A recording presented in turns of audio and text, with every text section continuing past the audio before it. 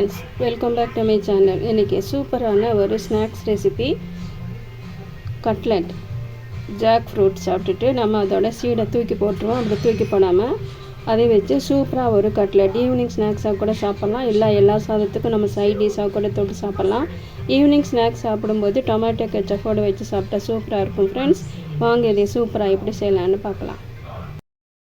பலாப்பழம் கிடைக்கிற சீசனில் பலாப்பழம் சாப்பிட்டுட்டு அதோட கொட்டையை அது உள்ளே இருக்கிற சீடை நம்ம தூக்கி போட்டுருவோம். அந்த மாதிரி தூக்கி போடாமல் அதை குக்கரில் வேக வச்சு அந்த பலாப்பழ சீடை வச்சு சூப்பராக ஒரு கட்லெட் எப்படி செய்யலான்னு பார்க்கலாமாங்க. இன்றைக்கி பலாக்கொட்டை உருளைக்கிழங்கு வச்சு சூப்பராக ஒரு கட்லெட் எப்படி செய்யலான்னு பார்க்கலாமாங்க.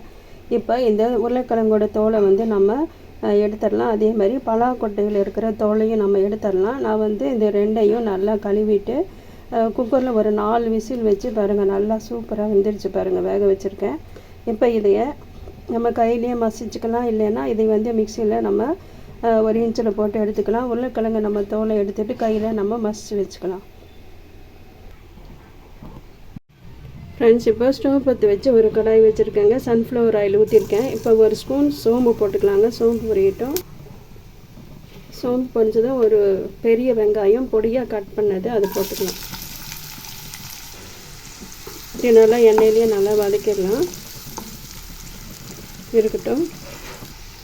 இப்போ வெங்காயம் வதங்கும் போது இஞ்சி பூண்டு ஒரு ஸ்பூன் போட்டுக்கலாங்க.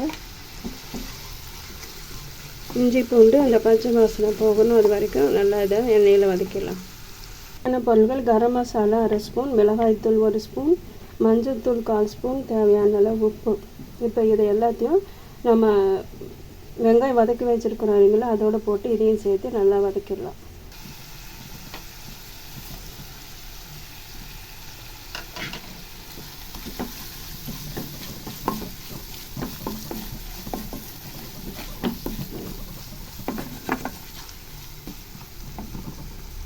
இது ரெடி ஆகிடுச்சு ஃப்ரெண்ட்ஸ். இதை ஆஃப் பண்ணிடலாம். ஒரு மிக்ஸி ஜாரில் போட்டிருக்கேன் ஃப்ரெண்ட்ஸ். இது பலா ஜாக் ஃப்ரூட்டு சீடு உங்களுக்கு நிறையா கிடச்சா போட்டுக்கலாம். எனக்கு கொஞ்சமாக தான் இருந்துச்சு, அதனால் கொஞ்சம் போட்டிருக்கேன். நீங்கள் உருளைக்கிழங்கு எவ்வளோ போடுறீங்களோ அவ்வளோ அளவு நீங்கள் பலாக்கொட்டை நீங்கள் போட்டு செய்யலாம். இப்போ இதை மிக்ஸி ஜாரில் போட்டாச்சு. இப்போ மிக்சியில் அரைச்சி எடுத்துகிட்டு வந்துடலாம். ஃப்ரெண்ட்ஸ், அரைச்ச விழுது இதில் போட்டாச்சு. உருளைக்கிழங்கு பலாக்கொட்டையோடு வேக வச்சனால உங்களுக்கு நிறம் மாறி இருக்குது. இப்போ இந்த ஸ்மேஷர் வச்சு நல்லா இதை பொட்டேட்டோவை நல்லா பொடியாக பண்ணிடலாம்.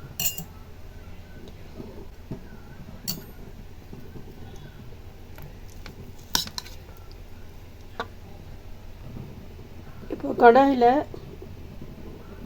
ஃப்ரெண்ட்ஸ், கடாயில் நம்ம ஃப்ரை பண்ணி வச்சுருந்தோம் இல்லைங்களா, அதையும் போட்டாச்சு. இப்போ எல்லாத்தையும் போட்டு நல்லா நம்ம இதை மிக்ஸ் பண்ணிடலாம். ஃப்ரெண்ட்ஸ் எல்லாத்தையும் மிக்ஸ் பண்ணியாச்சு. இது ரெடியாக இருக்குது. ஃப்ரெண்ட்ஸ், இதில் கொத்தமல்லி இலை கொஞ்சம் எடுத்து நல்லா கழுவிட்டு பொடியாக கட் பண்ணி போட்டிருக்கேன். 2 பிரெட் ஸ்லைசஸ் இதில் போட்டு நான் மிக்ஸ் பண்ண போகிறேங்க. உங்களுக்கு வேண்டானே நீங்கள் அவாய்ட் பண்ணிக்கலாம்.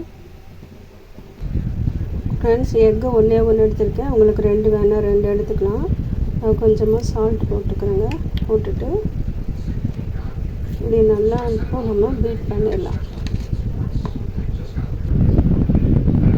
ஃப்ரெண்ட்ஸ், முட்டை நல்லா பீட் பண்ணியாச்சு. ஃப்ரெண்ட்ஸ், அது நல்லா மிக்ஸ் பண்ணியாச்சு பாருங்கள். இந்த ஃப்ரெண்ட்ஸ், இப்போ பாருங்கள், ஒரு பாட்டிலோட மூடி எடுத்திருக்கேன். மூடி எடுத்து அதில் நல்லா உள்ளே நான் போட்டு நல்லா அமுத்தி விட்ருக்கேன். இப்போ இதை நம்ம எடுத்தோம்னா சூப்பராக ரவுண்ட் சைஸில் எல்லாம் ஒரே அளவாக பார்க்குறதுக்கு ரவுண்ட் சைஸ் சூப்பராக இருக்கும். அதே மாதிரி நான் பண்ணுறேங்க. பாருங்கள் ஃப்ரெண்ட்ஸ், மூடியிலேருந்து எடுத்துகிட்டேன். எவ்வளோ சூப்பராக இருக்குது பாருங்கள். இதே மாதிரி எல்லாத்தையும் ரெடி பண்ணிடலாம். ஃப்ரெண்ட்ஸ், இப்போ ரெடி பண்ணியாச்சு. நமக்கு எவ்வளோ தேவையோ அவ்வளோ எடுத்துக்கலாம். மீதியை நம்ம ஃப்ரிட்ஜில் ஒரு பாக்ஸில் போட்டு ஸ்டோர் பண்ணிவிட்டு அடுத்த நாளைக்கு கூட நம்ம உருண்டை போட்டு உருண்டை குழம்பு வைக்கலாம். இல்லைன்னா இதே மாதிரி கட்லெட் நம்ம செய்யலாம். இப்போ இது ரெடியாக இருக்குது. நான் எக்கு பீட் பண்ணி வச்சது ரெடியாக இருக்குது. பிரெட் க்ரம்ஸ் ரெடியாக இருக்குது. இதில் போட்டு நம்ம ஃப்ரை பண்ணி எடுத்துடலாம். பாருங்கள், இப்போ ஸ்டவ் பற்ற வச்சு கடாய் வச்சு எண்ணெயும் ரெடியாக இருக்குது. இது ஃப்ரை பண்ணி எடுத்துடலாம்.